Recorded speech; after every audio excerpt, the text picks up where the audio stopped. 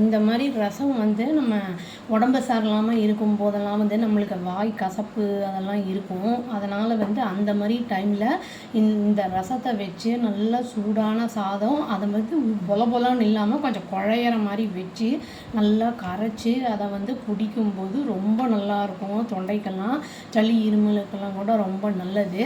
இது வந்து நம்ம இன்றைக்கி வந்து நான் பூண்டு ரசம் என் ஸ்டைலில் எப்படி பண்ணுறேன்னு சொல்லித்தர போகிறேன். வாங்க வீடியோக்குள்ளே போகலாம்.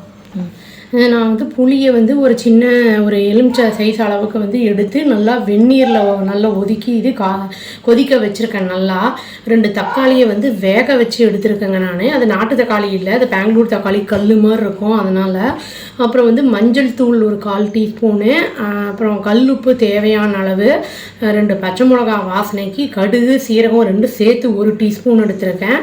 கொத்தமல்லி, எண்ணெய் தேவையான அளவு எண்ணெய், பூண்டு வந்து ஒரு 10-12 பல் பூண்டு வந்து நல்லா நசுக்கி வச்சுருக்கேன். அப்புறம் பெருங்காயம் வந்து கொஞ்சமாக ஒரு 1/4 டீஸ்பூன் அளவுக்கு எடுத்திருக்கேன்.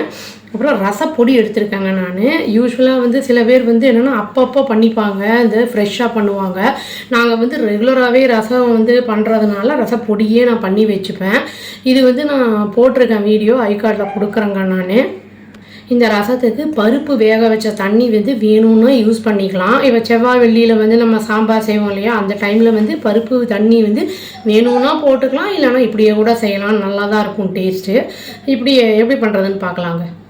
அடுப்பு ஆன் பண்ணிவிட்டு கடாயி வச்சாச்சுங்க. இப்போ எண்ணெயை ஊற்றிக்கலாம். சூடாகட்டும். எண்ணெய் கொஞ்சம் ஊற்றினா போதும். நெய் கூட ஊற்றி தாளித்தோம்னா ரொம்ப நல்லாயிருக்கும். இப்போ கடுகு உளுத்தம்பருப்பு, கடுகு சீரகம் பச்சை மிளகாலாம் தாளிச்சிடலாங்க. இப்போது புளி தண்ணி இதில் ஊற்றிக்கலாங்க. கொஞ்சம் எந்த அளவுக்கு புளிப்பு தண்ணி வேணுமோ அதுக்கு ஏற்ற மாதிரி கரெக்டாக ஊற்றிக்கலாம்.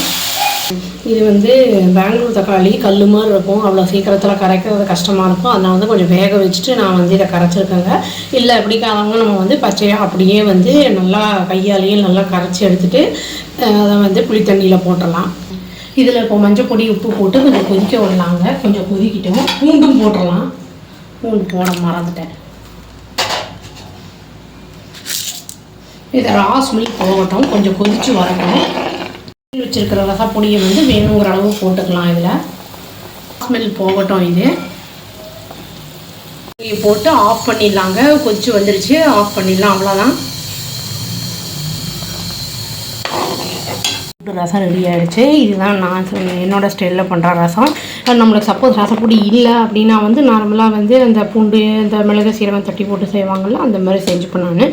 இது சூடான சாத்துக்கு ரொம்ப நல்லாயிருக்கும், ரொம்ப டேஸ்டியாக இருக்கும். ட்ரை பண்ணி பார்த்துட்டு எப்படி இருக்குன்னு சொல்லுங்கள். அவ்வளோதான். Thank you. Please do like, share and subscribe our channel and click the all option and tap the bell icon. Thank you.